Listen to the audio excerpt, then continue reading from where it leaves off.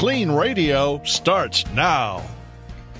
Hey, Judah, my loyal co-host. How are you this Saturday? I'm great. Now you have 5 o'clock, Judah. You're 5 o'clock, Judah. Yeah. Right? We're usually on Sunday nights at 8. You get 8 o'clock, Judah. The funny thing is, actually, you don't have a 5 o'clock shadow. Normally, you're scruffier than this. Yes, I shaved 6 days ago. That's good. I can't grow a beard. Yeah? I can't grow a beard. It's an insecurity of mine, so thank you for bringing it up. Yeah, but you have hair on top of your head. So. Yes, I'm blessed. Yeah, and yeah, welcome to KLEAN Radio. And we're a show about addiction, recovery, and all that good stuff in the middle. Yeah, absolutely. And we're here to take calls and answer people's questions that they might have about not just problems with addiction to alcohol and drugs, but also mental health issues. We welcome your calls. You know, I was at your house yesterday. You were working. I was chilling out, and I was watching the Yankee game. How come that's common? Like, I'll be working and you're just chilling out. Because that's all. I have no good answer for that. I was going to say that's what all good couples do. I don't want you to get upset with me. And so I was watching the Boston Red Sox game or the Yankee game, and I let me preface this by saying I'm a New Yorker. I hate the Red Sox. Right. So I'm watching this game, and I'm watching. It was 100 years. Is hate the right word? Yes, I'm a Yankee fan. I despise the Red Sox, and that's okay in sports. It is, and it's accepted. It's accepted behavior. It's sublimated hate. Yes, I don't even know what that means. Your mother, who's listening right now live because she's in New York, probably definitely knows what that means, and is proud of you for using that word. So I'm watching this game. And it was before the game, and they were doing this 100-year celebration. You had past players toasting, like literally on the field, drinking. It was Welch's. It probably was grape, soda or whatever it was. Any sports thing, they have drink champagne at the end, or whatever. Right? And they've cut that out a lot. They've cut it. Most clubhouses they have non-alcoholic beer. The Yankees were the first because they had all the people on the team that couldn't drink anymore. Yeah, right. And with White Coat and strawberry, right? And I'm seeing like thousands of people toasting, with their glasses, kids, and I'm like trying to say to myself, is this because I hate the Red Sox that this is bothering me, or do I think this is sending the wrong message? Yeah, it's weird. That's one of those places where, the use of alcohol and drugs and culture intersect, and there's appropriate uses for integration of the use of different types of substances that have become accepted by our culture. Right. Drinking isn't a problem for 90% of the people out there, so... there's clearly ways that drinking in our society is okay for a lot of people, and I don't think maybe we should penalize everybody because 10% of the population are alcoholic.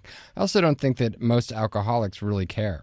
I mean, the ones that are obviously struggling, but people that seem to be in recovery and are dealing with it don't seem to be affected by... Yeah, it didn't bother me from the sense of, I wanted to do it. Right. It bothered me, I was just sort of saying they've had issues last year in the Red Sox clubhouse with players drinking too much during the game. Yeah. You lost a pitcher, the Angels lost the pitcher a couple years ago, getting killed by a drunk driver. Right. You have these constant things of, Well, that's the other thing. So what is the appropriate use of alcohol That's it. In public, auditoriums and stadiums, and especially with sports which are family oriented? I think it's kind of weird that you're like toasting in this. Right. That's my thing. I could care less. I go to concerts. I go to Although they always say the French integrate the proper use and appropriate use of alcohol to their young at an early age from birth on, and that somehow leads to a more healthy view of alcohol.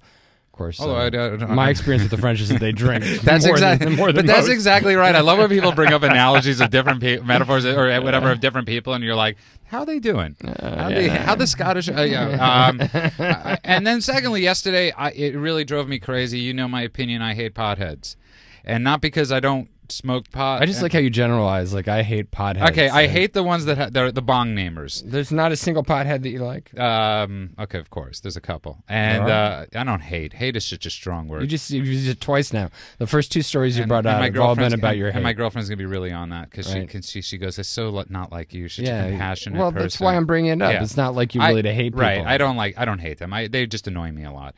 And so you're annoyed by certain aspects of people that use marijuana. Yes, I am annoyed. Right. I'm I'm annoyed by the bong namers. The people that have bong namer? The people that have these huge things in their house, and they have like names for it, like Betsy the bong. Yeah, and it's like they're literally like their dog. That'd be their like bong. A question for people out there: what's the weirdest bong name they've ever heard of? And so yesterday was like probably don't want to know that actually. Definitely not. Probably not. But yesterday was that day on the radio. Yesterday was that day that all potheads celebrate, thinking we spoke about and this. And that's because 420 is the police code for marijuana possession. You see, I didn't even know that. Well, there you go. So I was actually curious to how that started. Yeah, when you get pulled over, they say 420, and that's why people, I got a 420. It means marijuana possession. So people generally also say, hey, it's 420, let's smoke pot. Okay. Like the time. As long as it's never and like a 187 day. 420, obviously April 20th is the big marijuana sort of. And I'm not against people smoking marijuana, people that want to do it, but there seems to be a difference between the lifestyle or people that, you know what I'm saying, if you could explain it a lot better, or you have no idea what I'm saying, I'm trying to figure out which is always saying. As usual. I don't know why it bothered me. It doesn't bother me because I want to smoke pot or anything like that, because I don't. Mm-hmm. It bothered me because there's this celebration of this day of it. And I don't know if I'm wrong. But we were talking about this on the car on the way over, because you made me drive you to the studio. Yes. But and I was saying if it was a microbrewery having a celebration, you'd have no problem with it. Right. So you're a hypocrite. I am. Well, you know that. I've never said I wasn't. Have you ever heard me say I'm not a hypocrite? It's the one thing you never deny that you're just absolutely irrational. My vocabulary. I don't hate Red Sox fans. I just don't like you. And I don't hate potheads. You just annoy me. And if anybody's listening, you're listening to Clean Radio Live. That's Clean with a K, KELAN Radio Live. You can find us on Facebook. You can find us at cleanradio.com. All our past shows. We have a great show. You can listen to all our past episodes. But tonight we have a couple amazing guests in the studio. And before they come in, I'm going to talk about something very interesting, which is there's a lot of things that people see in the news or hear, and they see words like interventionists and sober companions, sober livings, and it gets really confusing. Yep. To the people out there. Yeah, I think people, the whole industry of recovery and alcoholism and addiction treatment has expanded, and there's all these new niche markets from the professional side of different services that are provided. So I think it's going to be unique today to have on someone that does this type of work. And somebody that's, I'll let him talk about it, but is also calling for where there should be a certain, authority on it. Right. Because right now sober livings aren't. So also, if you're out there and if you're having a problem with addiction or alcoholism, or you have a family member or friend who has a problem, please feel free to call in, and we'll take your calls here in the studio. The number is 888-539-2980. That's 888-539-2980. Yes. And, so introduce our guests. I'm going to do that. We have Timothy Harrington, founder of Sustainable Recovery. I'm really sorry about it. At least I said your name correctly. That's Timothy Harrington, founder. I didn't the second time. Timothy Harrington, founder of Sustainable Recovery. And we also have in here Michelle Heymann, co-founder of Casa Bella Sober Living. I encourage everybody out there to check this place out, because I've known Michelle since forever, and she's one of the good people in an industry. I'm just meeting Tim, but he seems like he could be an okay guy in the industry. I'll prove it to you. We'll find out after the show. And Tim, why don't you tell us a little bit about yourself? Hopefully find it during the show. That's the purpose of the show, isn't it? Yeah, that is true. True that. We're going to get there, Judah, I promise. I'm still new. I'll be gentle. Please. Yeah, Sustainable Recovery. The genesis of it was I'll be me willing, Monday I'll have 11 years clean and sober. Congrats. That's awesome. And I tried my hand at employment for 1 year, and I wasn't employable yet. And somewhere in that scope, somebody said to me, just out of the blue, said, you should work in treatment. And I'm like, what? I don't even know what that... I mean, I went to treatment, but I didn't know what that meant, right? So I said, okay, well, I'll kind of look into it. And then, of course, I looked for the fanciest place to possibly work, because my ego was in full charge at this point. And even when I was homeless, I had beachfront property. I was mobile homeless living in Malibu. But so I did, and I went and applied, and they hired me, and I worked there for 9 months. And inside places like this, they have a thing where you are a companion with people who have to work while they're in treatment or go somewhere and do something. So, and I loved it. I loved the one-on-one, and it was just like, great, I love this. And I didn't even know at that point that it existed outside of treatment. I had no clue, right? So I left that job when I became too cynical for the job. But it does wear you down. It's an interesting thing to work in treatment. But when I got out of there, I realized that it still existed. So it kept finding me, basically. Was your cynicism like not believing that it worked, or no? My cynicism was 40 hours a week working in treatment. And, you just got burned out. I got burned out. It was treatment burnout for me. Sort of hearing I the thought same drug thing. addicts are really easy to deal with. Yeah, exactly. So anyway, it just sort of continued from there, and I've been doing it now for about 8 years. And That's great. A lot of it on my own. I did work for somebody who was doing the hiring, or actually, my broker, the agent, if you will. A broker of clients. Yeah, they would call me and say, the car service will be there on Thursday, and you're going here and have. So these were mostly high-end clients. Yeah, when I did work for this person, they were high-end clients, absolutely high profile. So most sober companions really are for people that have a fair amount of money, right? I mean, there's not very many people that have minimal resources that can afford a sober companion. I think that's probably the concept. To me, it's kind of a misconception. It's not just for rock stars and movie stars, right? And that's kind of where I'm at now in my career and my profession, and the passion that I have for it is trying to kind of change that. And because what we do is really, really important in terms of filling gaps and building bridges and linkages between treatment, which I believe fully that treatment works. Right. But there is a continuum of care, and there are certain people that can really benefit from this. Okay. Sounds interesting. And I think what people don't understand a lot of times, I have a friend that's been on a show for many years, a pretty hit show, and she's had a sober companion for God knows how long, and she hasn't stayed sober. But the biggest reason they have the sober companion isn't for her. It's so the show stays on the ground, because people don't realize if they don't show up, that could cost the show millions upon millions of dollars if that show has to get shut down for the day. Yeah. And it's the same thing in business. Same thing if you're a doctor. Same thing, you're accountable to people.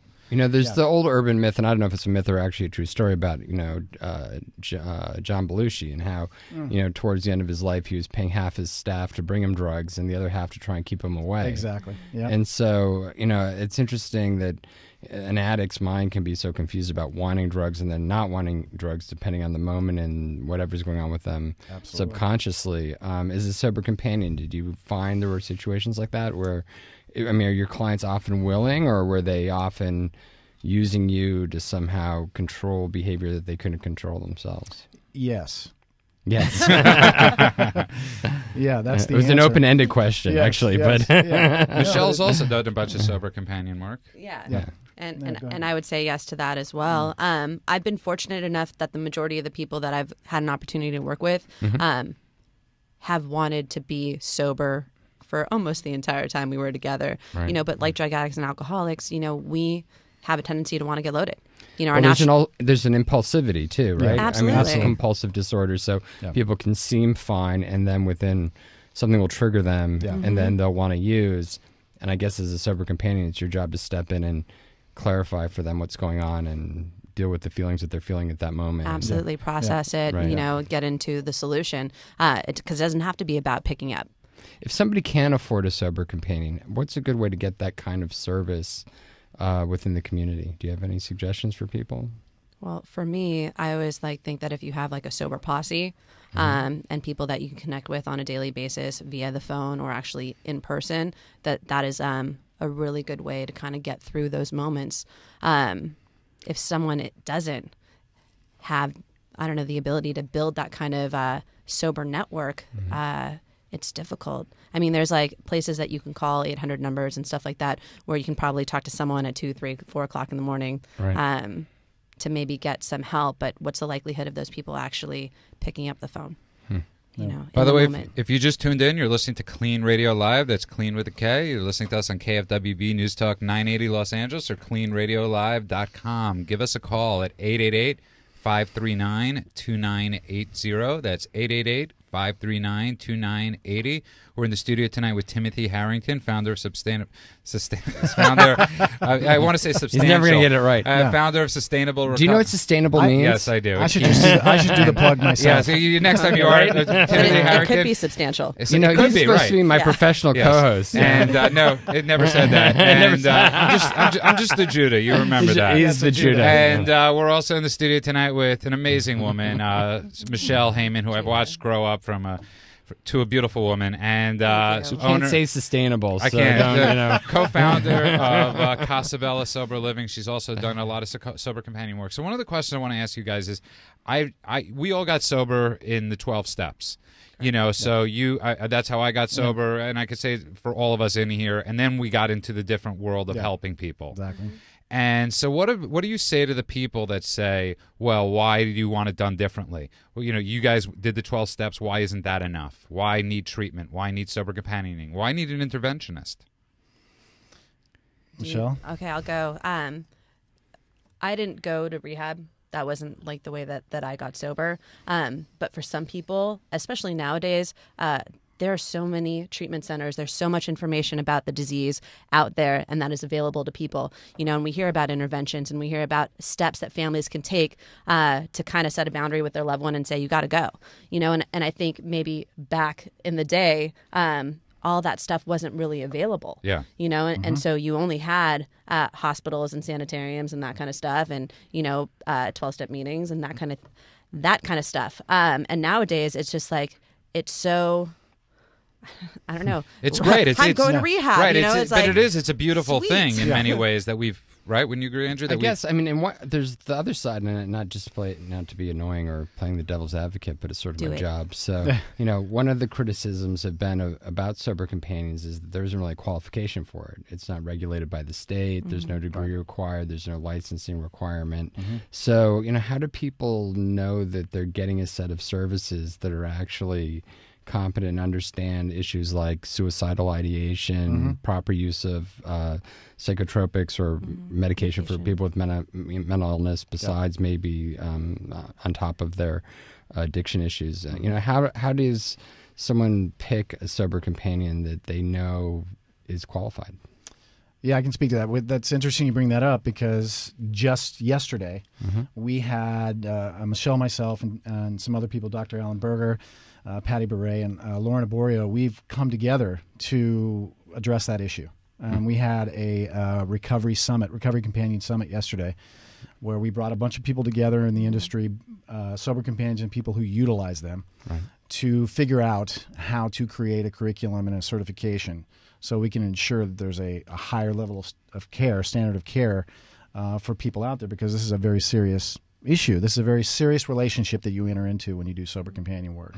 And sober livings too. Also, you guys have liability. If somebody has a mental health issue and you don't know any better and you tell them to stop taking their medication and they kill themselves. Exactly. Right. It's one of the issues. Absolutely. Yeah. So we're committed going forward from here to addressing this very issue. And we will, by the fall of this year, have a curriculum in place where people can get trained properly to deal with the issues that you've just mentioned. Are you going to try and get that certified with the state somehow? Or I don't know about that. Dr. Berger knows more about that because he's put together programs similar for therapists in different areas. So yes, but we're gonna dot our I's and cross our T's because this is an important issue because this is life and death for people, and we know that there have been some missteps out there. And so enough of that. So that's where we're at. Good. I'm glad to hear that. Yeah, that is great. And it's also because, we have everybody out there that's listening, and people don't always – there's so many things that are thrown out now. We say, Andrew was just playing devil's advocate, but you do hear rehabs all the time. You see celebrity rehab. You see intervention. But most people don't know how to do it. Most people don't know where to start looking. Most people, that's just my... Well, and I think a lot of stuff you see on TV is so sensationalized. Right. Even my own experience, like with being on Dr. Drew, it was like what actually happened on the show and what actually happens in reality are so completely different. Right. And I think the public tends to be misled by a lot of daytime television where, these things are overly sensationalized for ratings. And, absolutely. Absolutely. It's not the whole truth. It's right. It's a glimpse of what may happen or may not. It's TV truth. So Strawberry, I just called you Strawberry. That's Sorry. okay. Michelle, that's her nickname, but Strawberry's her nickname. Michelle is her real name. Strawberry. Well, it's become the worst person. When you go by a nickname for so long, your real name becomes your nickname. Yeah. And for the people on the end, and you opened up you co-founded Casa Bella Sober Living for Women. Yes. And now you've just built your second one. And your second one deals with, you were saying... mental health and wellness, so dual diagnosis. Because what we found at the first Casa Bella Sober Living is that people need a safe place and a structured environment to reintegrate back into life. And we get calls about people who don't have drug and alcohol in their story. They're not dependent on it, and they just need a safe place. Dual diagnosis. Maybe they have anxiety, depression, bipolar. Right. And they would come to our house, but 12-step meetings is part of the requirement. So do you allow them to be on psychotropics? Well, at the other, on the dual diagnosis yes. facility, so they can take Suboxone, or we don't. Suboxone is one of those things that we feel uncomfortable about, right? Or I feel uncomfortable about. And if there was medical staff, if of the treatment S variety, that would be something later on. I think that kind of medication needs to be really monitored by a doctor. Mm-hmm. Yeah, I mean, clearly it does. And sober living is obviously the residential component of the continuum of care after treatment for a lot of people. Mm-hmm. And even at the residential level, physician services are outsourced. The physicians don't actually work for the treatment center. They come and see clients at the treatment center, and it's under their own license. Mm-hmm. So one of the things that we found with our treatment centers with KLEAN is that we're having trouble placing clients that have dual diagnosis and are on medications for mental illness, and sober livings won't take them because they don't understand, or they believe mistakenly that clients have to be completely sober from every type of medication, even though a lot of them suffer from a lot of other mental health issues other than addiction. Absolutely. And they need to be properly medicated for that. But it's amazing that you're giving it a shot with your new place, because that's such a bigger leap than most people are even taking as far as sober livings go, that they're willing to treat the dual diagnosis. Mm-hmm. And so kudos to you. How do people find your place? We have a website. It's called Casa Bella SL, like soberliving.com. You can call me directly. I can leave my number on this. Yeah, go for it. It's 310-279-9615, and that's call if you need help, by the way. Right. That's not for all you voyeurs that are now online. Say that again. 310-279-9615, and what I find is that I'm a resource for people for many different things, and if you need help in any regard, you can call me, and if I don't have the answer, I will tell you I don't know, but maybe hook you up with someone who can help. That's great. And that is a pretty amazing thing. And I think one of the encouraging things that you and Tim were both talking, is that you guys are trying to find better answers to how these things can be regulated, because it can get extremely scary out there. We deal with it constantly. Where do you send people? It's even when people are in the profession, you're still scared to send recommendations out, right? Because you don't know. Absolutely, and I think it's partly to take care of the issues that you mentioned earlier about, are you getting a quality of care for the money you're paying? Mm-hmm. So it's very important, and it's time to make sure that happens, because we know what the liability is. But also it's to do an education piece for treatment centers that are out there and sober livings who aren't familiar with the concept of what a sober companion can do, because most of them do think it's for rock stars and it's for movie stars, and that's just not the case. There is a very, very important aspect for certain clients where they get lost in the mix, because there isn't, in most people's minds, a service for that, because not everybody does a step down. They don't. Not everybody goes to the next step down, because they have responsibilities, they have pressures. They just go back to work, or they go back to work, they go back home, and the same landmines are waiting for them, and typically they relapse, and that's an expensive thing. So the opportunity cost here is high.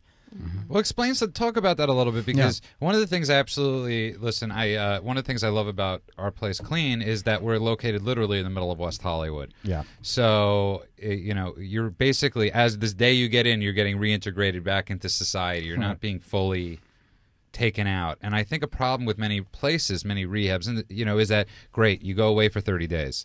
Then the second you get out, and this happened to me 6 times, they cut you loose. What do you know? Yeah, they cut you loose, and you're like, where do I go from here? Yeah. Right. What do I do? It's sort of like the walls, that thing from Shawshank where the walls become your friend. And I think a piece that people aren't talking about enough is the reintegration. Absolutely. Absolutely. Reintegration and transition is critical. Super important. Right. It needs to be started, and I believe it will at some point when we realize that it works that way is to start it at the beginning of the process. All this seems so daunting, for someone out there listening that's just, sitting there right now, maybe drinking or using drugs, listening to the radio, or has a family member that they know is doing that, or maybe they haven't found them for a couple days because they're out on a binge. Yeah.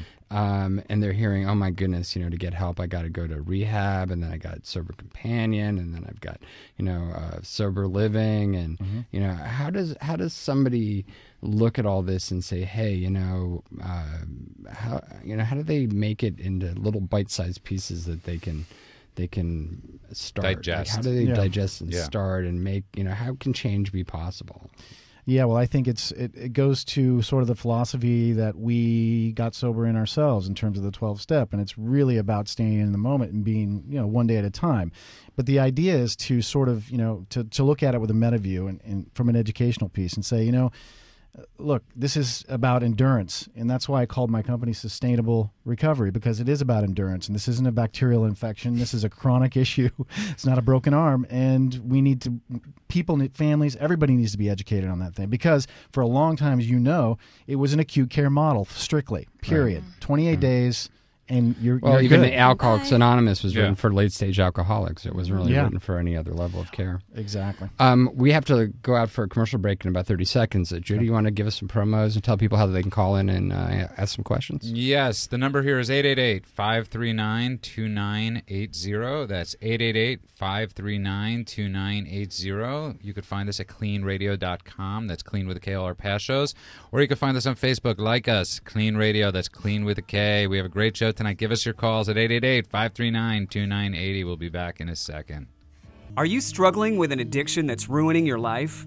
Want to have a confidential conversation with a professional that will immediately assist you?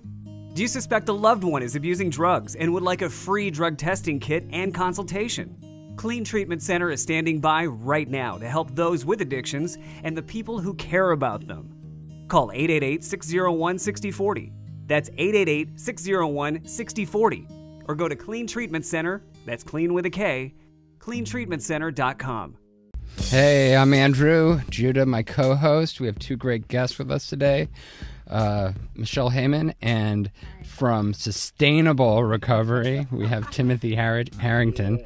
Welcome, everybody. He always does, yes. Andrew is my shortcomings pointer-outer, and I get pointed out. It makes me feel better about myself. It does, whatever it's I can really, do. It's really terrible. See, that's my it's a service. horrible habit. And that's how I'm of service. But actually, if you're out there and you have any problems with addiction or recovery, or if you'd like to talk with the group of experts we have in today, or myself or Judah, I don't necessarily recommend Judah, and I'm just kidding. No, it's okay. I'm not, but actually, you know what, Judah? You, in all seriousness, you actually are a great person to ask for help, especially regarding alcohol, because you are one of those rare people that is only ever had a problem with alcohol. I'm a dinosaur. Yeah. And it's so funny how you just say only. It's but it's become like that. Because so many people now have polysubstance abuse. They're using pills and alcohol or cocaine or other illicit drugs. And it's rare. I mean, I think in the 2 years since Clean's been open, we've had maybe 4 clients out of the 80 or 90 clients we've had a year that have come in with just a problem with alcohol. And it's amazing because I constantly, I moved out here when I had about 5.5 years of sobriety, and I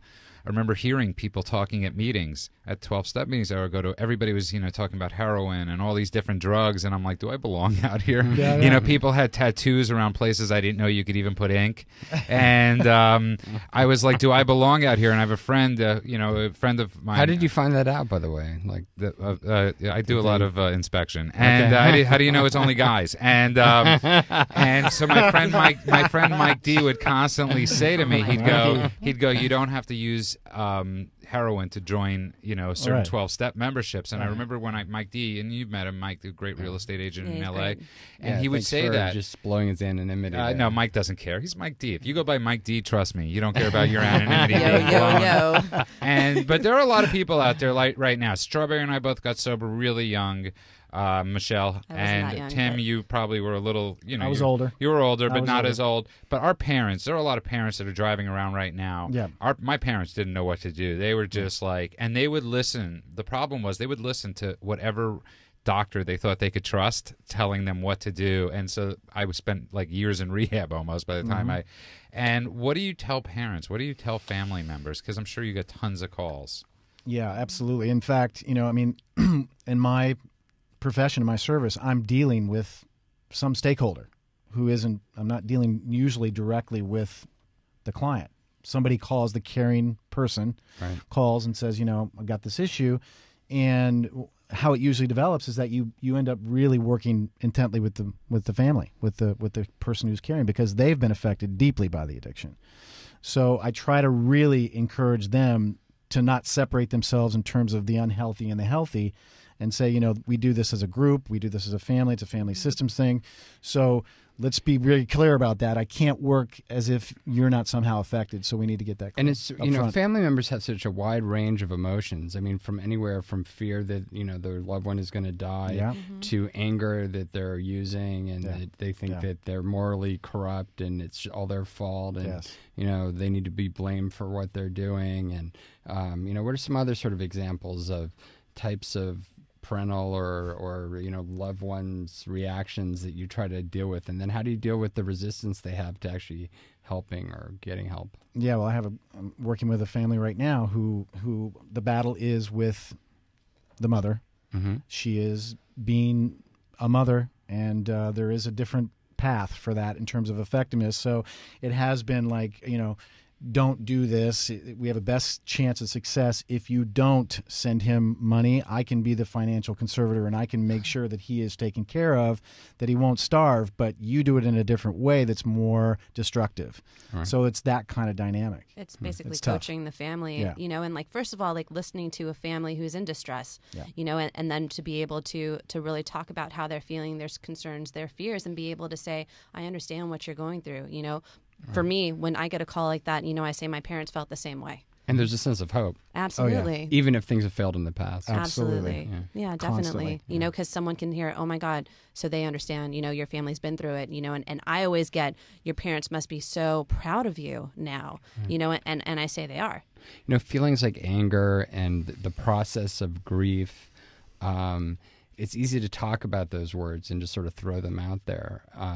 But when people are actually going through it, it's a whole different thing, and I think that generally people sort of overlook it, like, oh, you're just feeling grief and that will go away. Right. And it's, they don't really understand the intensity and the immediacy of that feeling in the moment. And I think as caring healthcare professionals, it's important to, really understand and be able to identify and relate to the people at that moment and then give them constructive solutions. And also just be present. Sometimes there's so much loneliness in the process of dealing with grief and death and life and death situations that people just, they feel like they can't get help, that there's, nobody that would really understand. And that feeling of isolation, I think, is probably one of the most destructive parts of addiction. Well, what I think was interesting is you just described an addict as well. Right, exactly. Yeah, right. True. Yeah. So what I try to do is bridge that gap and realize that you're really you're going in the same direction. You're just on two tracks, and that there's way more similarities than there are differences. Mm-hmm. And trying to remind them that there is a connection that you can make in there. You're not that far apart. And we can get you to the same place. It's always about hope. It's always about it's going to work out. We're going to get there. We just have to keep moving forward. Do you find that and I think a lot of people out there that are listening, whether they're struggling with it, they have a family member going through it, I think one of the hardest things sometimes is like, again, I'm going to spend again. Because most addicts and alcoholics don't get sober the first time. Mm-hmm. And it gets really frustrating on the family members to, like, they've probably paid for a couple rehabs maybe at that point, and they're like, why is it going to work this time? What's different this time? Yep. And what do you tell them? I mean, that's, I think, one of the hardest things is, what do you tell somebody that's their son is... That has no hope. That has no hope. Yeah, what do you tell somebody, right? Yeah. Michelle? Well, I mean, I understand how difficult it is, and the thing is that there are chronic relapsers, and they get it when they get it. Who knows how long down the line that it is, but as family members, it's important to know that you guys have a voice and you have a way of helping in this situation, rather than enabling. And there are places that are free, and there are resources out there that you can get, and hopefully... one of the things that I hate is that there are some people that don't get it. And unfortunately, those are the stories we hear about the most. Yes. Right? So we hear about Whitney Houston dying. Andy Dick is constantly being on TV. Right. And we hear about, all the guys in celebrity rehab that have died. Right. And, so And those are celebrity examples, but you know, that's really what we hear about. We don't hear about sort of the normal people. But there's a huge amount of people that have gone through, and Judah, I think you're a great example of someone who went through hell for years. Yeah. And multiple treatment centers. Yeah. You know, what do you think, Judah, was that moment of clarity, as people tend to say, in this business? Well, you know, it's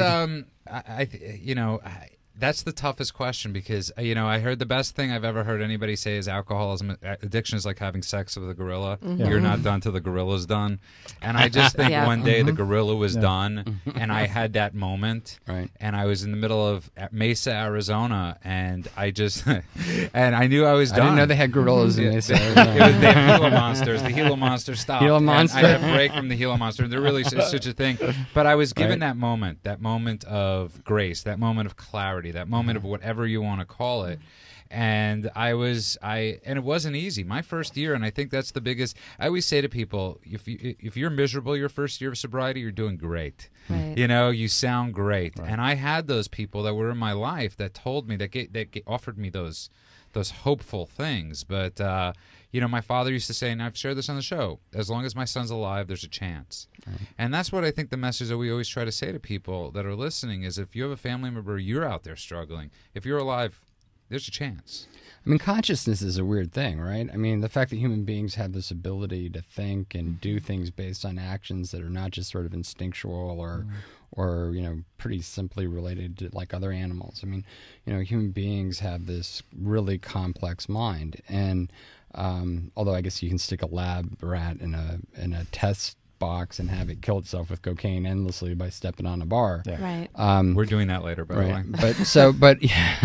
But we, you know, we as humans, we have this physical body that we live in, and inside of there we can develop addiction. But then we also have this mind that we don't really know how it's connected to our physical body. I mean, there really isn't a solution. A lot of people, I mean, as many religions are, there's different theories about what it is. So it's very confusing, I think, for most people. I mean, people that have a certain religion and a certain set of beliefs that work for them, that's great. But there's a lot of people out there that I think, you know, are like, they look around and they're like, you know, none of the spiritual stuff really speaks to me. Like, I don't, you know. So what do you tell someone like that sort of feels like, you know, the inner mental stuff and the inner motivational stuff isn't like, it doesn't seem real to them, like, or they know the feelings are there, but they don't see anybody really bridging that gap into the real world. Well, that's really good, because that's a lot of, you know, my experience has led me to this point of view, and that is that I'll get people who have been in the treatment cycle since they were 15 years old. They started out in a wilderness therapeutic group, right? And and then by the time I get them, they've been in 5 places at this point. So they're experts. Well, they're not just expert. They are experts in that, but they have no idea how to live. Right. They've been directed since they were 15. Yeah. Nobody's really ever asked them, "Hey, what do you want?" Right. Right. So when I get to those guys, I say, "What do you want?" And their head spins off their shoulders, and they're like, they don't even know how to deal with that kind of question. Right. And I also tell them very clearly that there's multiple pathways to recovery.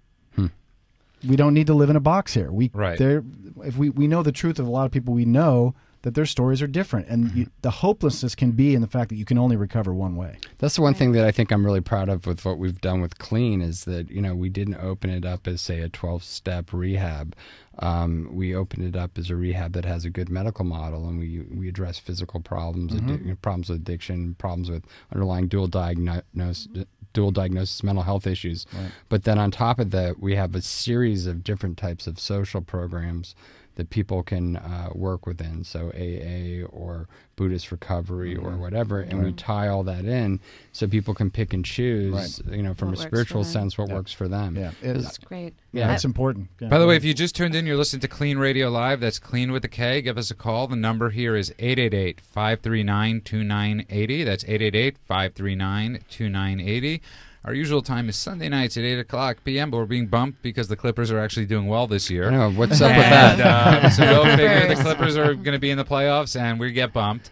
But we're in the studio and then they're going to tonight. drink a lot of beer. They are going to drink a lot of beer. They're actually growing their beards. They're actually growing their beards as a Are they doing that again? That's It's how like- that's how newbie-ish they are and getting in the thing. Oh, newbie-ish. my God. See, that's why you couldn't be in the Clippers, because you can't grow a beard. or a hockey player in the playoffs. And I'd have to pray I don't make the playoffs. It's not that you're 5'2", it's that you can't grow a beard. Or that I can't jump. But we're in the studio tonight with Tim Harrington, founder of Sustainable Recovery. I said it right. Yes. Hey, Woo. now. Michelle, 50. a.k.a. Strawberry Heymann, owner, co-founder of Casa Bella Sober Living. I'm Sober sorry. Living. It's Oh, okay. you got to script the second one after you get the first one right. Of course, I can never be. Perfect. It's progress, not perfection. Yeah, Imagine if If I did came it in and we did perfectly. a show, I'd just have to retire. Yeah, I'd just be exactly. like, Right. We had the perfect show. Exactly. I couldn't listen Judah did anymore. it perfectly right. Exactly. Dark it out. in So here. driving here last night, I'm listening to this station. I don't want to give a plug to another talk station, but I hear this commercial for Why not? Be generous. Give the recovery plug. in 20 minutes. And I don't know if you guys have heard about this, but this thing they're implanting in you, and we spoke about this last week. I don't even want to give the website a plug, but it's basically in 20 minutes, there goes your cravings from alcoholism. They put this thing under your, this is where they tested it out, Australia. Okay, no offense to Australia. I love you people. You're about Yes. 20 hours away. My wife is Australian. But I'm not exactly going to take We're my gonna have a medical first fight in model. the studio. Yeah. I'm excited. But I love when they say that tested in Australia. That's not exactly something I want to go. It's like testing in Chernobyl. Oh, come on. Sorry. Implanting what? They in implant. you? You got to read the article. No, I'm not they're that cutting, professional. They're We'll look at cutting it the later. nerves. It's actually like gastric bypass, and they think it cuts the craving for alcohol from the nerves within the stomach. So, Oh, wow. When will they And stop do they this? take pain meds after Interesting. they well, have this is procedure? my point. Is that Yeah. it's completely Right. ridiculous. No, they Because smoke you're just gonna crack. switch to smoking They hand crack. you Yeah. crack and heroin. But what there's constantly this thing, and all three of us are 12-steppers, but who are very open-minded. We're the liberals Yes. of the Yeah, 12-step definitely. world. We're like, if this doesn't work for you, go elsewhere. Yeah. But at what point, it's like we're constantly trying. Yes, we're constantly trying for these cures. Andrew, go for it. Oh, okay. Anyway, I thought we'd answer some calls. Yeah, go we got for it. Judy from Anaheim. Hey, Judy. Welcome to Clean Radio. Thanks. I have a question. I have a daughter who moved to the East Coast, and I was always visiting her, and everything just seemed hunky-dory. Mm-hmm. But then I found out that she actually was an alcoholic when they called me and said she was almost passed out and in bad shape, and I flew back there and brought her back home, and she lived with me for a year here and exercised and got it all together again, even got a job, and then she decided to move back there.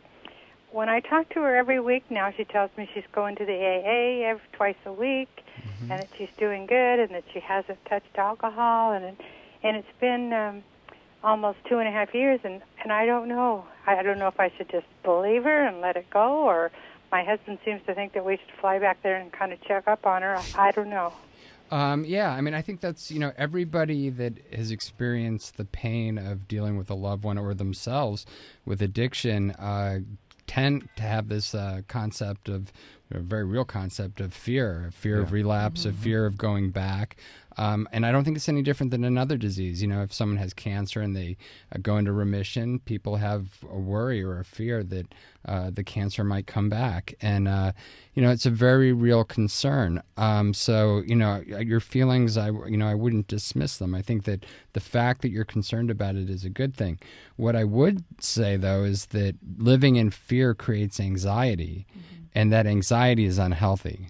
So, whether it be through, better communication or maybe even coming up with ways that you feel you have somebody else helping monitor your daughter, maybe friends of hers, so that you have an extra set of eyes on the situation. Or Al-Anon. So, yes. Yes. And Al-Anon is another great. Definitely. They will also give you other tools about, how to help monitor what's going on with your daughter. But, the big thing within all of that is that you shouldn't feel helpless about it, and you shouldn't feel in fear, and you shouldn't be living in a state of anxiety. There's plenty of resources out there that can help.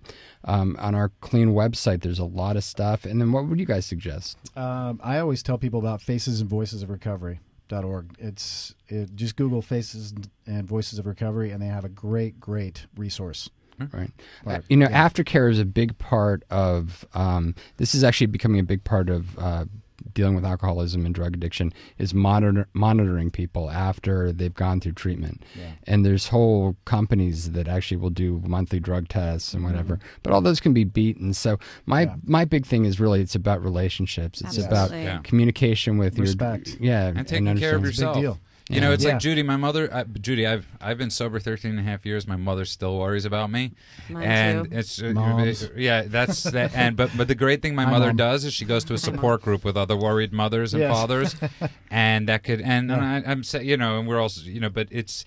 The greatest thing in the world, the greatest gift to my family was that they got help for themselves and they found, you know, absolutely. Psychiatry, you know, therapy, and Al-Anon. Because Judy, if you have any trouble getting help, you can always call Clean Treatment Center too. We have a phone number that's open all the time, and they can get you free resources or even paid resources if you want counseling. So the number there is 888-601-6040. And I'm going to leave you on the line and let you talk to a producer. Make sure you get a number so that there's some people for you to speak to. Okay? Judy's gone. And I guess we helped her. Yeah, she's all about it. But I mean, that's a huge thing that she's talking about, and we encourage. The biggest thing, I think, you know, sure, we're joking about this, but you know, family members, you know, alcoholics and drug addicts have they always go, oh, it was a long time ago, and you're like, well, how long? And they're like, well, 3 weeks ago. Right. And you're like, well, 3 weeks isn't that long of a time, and it took a while for trust to be built, and it takes a while. You know, we're running out of time, and we got calls that are also go. They always come in right at the end of the show. We got Gary from Los Angeles. Gary, welcome to Clean Radio. Oh, hey, how you doing? That's Good. Jerry. Jerry. Oh, Jerry. They had Gary on my Andrew screen. got something wrong. So hey, it says Gary on my screen. Jerry, welcome to Clean Radio. Hey, Jerry. Yeah. My situation is, you know, I'm almost at a year of recovery. Congratulations. And thank you. And I have a loved one. She has severe addiction to several substances and a lot of emotional problems. She's involved in the pornography business. And the people that keep her in that business, you know, they have her strung out on you know, psychotic type drugs, etc. And I've been estranged from her for about 9 months, but all of a sudden I'm getting emails and messages from her, so I want to bring the message of recovery and hope to her somehow, but I don't want to scare her off. What kind of messages? What, like when she calls or leaves a message, what is she saying? And the messages are nothing specific, as just kind of hello and do you I'm feel doing this now? Do you feel like you could comfortably reconnect with her? Is that something that's healthy for you? I mean, my biggest concern is that, you know, there are plenty of resources for her. If it was an unhealthy relationship for you and you're just fairly newly sober within the first year, I think your sobriety probably may be more important for you at this point than that relationship. That doesn't mean that I think you should abandon her or cut her off, but if she's reaching out with very specific requests for help, then, you know, you should probably be directing her in a way to get help. But I think, you know, what I sense in your voice, and I may be wrong, but is that you have a certain ambivalence, which means that, you know, you have in one way you're being pulled towards her because you care about her and you want her to do well. And the other hand, you're being pulled away from her because you might have some fear about, you know, what it really means to re-engage with her again. Is that right? Yeah, more or less. I'm definitely not ambivalent to the wanting to get her help, but yeah, my recovery is paramount to my safety. Well, I think like Andrew's... I really care about her, and she deserves better, and I would like to help her somehow. So I think what Andrew is basically saying also is have a set thing of answers. And, you know, talk with your sponsor about this, talk with a friend about this. It's basically like saying, it's like when I was struggling, my father would say, I'd call my dad up and he'd be like, well, you have two options, rehab or rehab. and when you're sober, then we'll talk more. And I think it's important for people out there that are loved ones, right, Andrew, that you say, this is your options right now. This is the exit strategy. Well, the other thing is that I don't think that, Gary, you don't have to go to school and become an expert about Jerry. I'm sorry, I still got Gary on my screen here. Jerry, you don't have to go to, you don't have to go through school. You don't have to become a licensed social worker or an addiction specialist to help her. There's plenty of people out there that don't require being paid if money's an issue. Like we at KLEAN, we help people all the time. 10% of our beds go away for free. We give free treatment for 10% of our beds all the time. And sometimes if they talk to you, it's 20%. I'm a little. Everybody gets on me for giving away too many beds for free. I think that the situation for me is that how do I lead her along that path, or is it? That's what I was getting to. So, for example.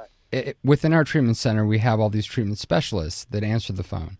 So you can call, and they'll actually help guide you through that process. Yeah. They know all of the resources that are available, whether it be KLEAN Treatment Center or a local AA meeting, or like our guests here, Sober Companions, people that are in sober living houses. So, you don't have to be an expert at all that, nor do you have to be the one that necessarily takes responsibility and has to directly deal with her. You can redirect her to KLEAN and our treatment advisors, and then they'll be able to help. So, and it's really easy. Just go to KLEAN with a K, KLEAN, center.com, and all the numbers and information are there. Yeah, also I think to lead her along that path, it's attraction rather than promotion, and you're a great example, and staying in her life is a very powerful thing. So don't underestimate your importance. Yeah. It's very important. And it's such a razor thin edge. People talk about the difference between getting help, and I especially see this unfortunately with suicide a lot, that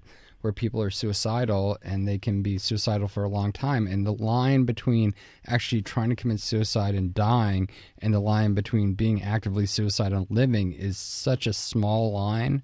I mean, it can be a fractional choice or just a little slip. I'm sorry, go ahead. So I think it's really important that, if somebody's reaching out for help, they're probably depressed, and a lot of people that are depressed are suicidal. So even the smallest, attempt to reach out for help should be taken seriously. Yeah, absolutely. And not, not ignored. If your gut is telling you that she's in any way reaching out for help, you really don't have anything to lose by suggesting that maybe they get help. And if they make you feel embarrassed by it, don't take it personally, because really you're doing the right thing. And what's the worst thing that you could do? It's when somebody's in the state. Nothing. That's exactly right. And Andrew, you actually just brought up a great point. Jerry, thank you very much for calling. By the way, we're running out of time. But you brought up a great point, and this is something we deal a lot with in the 12-step world, and it drives me nuts. If you have somebody that relapses, it's okay to call them, Yes. and it's okay for a sponsor to call a sponsee.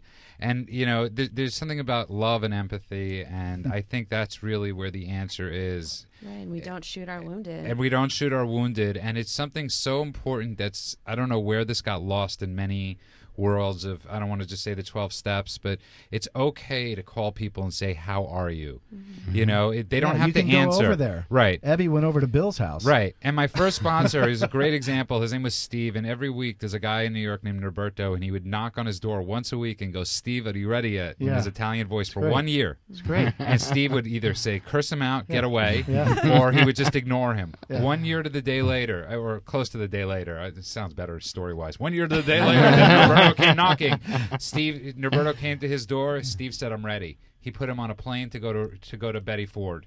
And he said to Steve, and we're running out of time, but he said, Steve said, what about my family? He's like, and Roberto's like, you haven't been worrying about them anyways. Yeah. And he goes, I got them now. Well, remember, they did that study. Yeah, most great. people are actively engaged from the beginning of their addiction to the point where they get help. It's about 7 years. Yeah. So by the time people are actually ready to get help, it's been a while. Yeah. So, and there is hope. Never give up. And I think that's the biggest thing. That doesn't mean, by the way, you should wait 7 years. Yeah, right. No. Or like, you don't say to Roberto on month 1, I'm ready. Right. You have to listen to Steve, but it's amazing. And one more time, Tim Harrington, how do people find you on Sustainable Recovery? Sustainable Recovery. You can call me at 323-804-5555. Say that slower. Sorry, 323-804-5555. And we'll have it on 5555. And we'll have it on our KLEAN Facebook page as well. What's the website?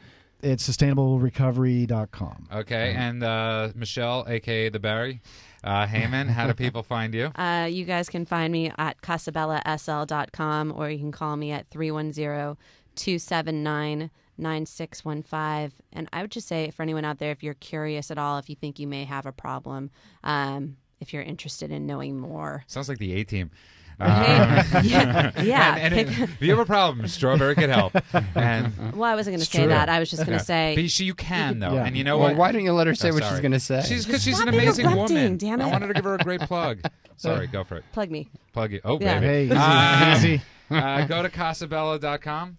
Well, That was the worst plug ever. yeah, anyways. All right, we're running out of time, Most but amazing woman in thank you sobriety so I know much, is Barry. guys. We Thank really, you. it was a great Thanks, show, Andy. and Thanks for we'll having be us. back on our regular time slot next week.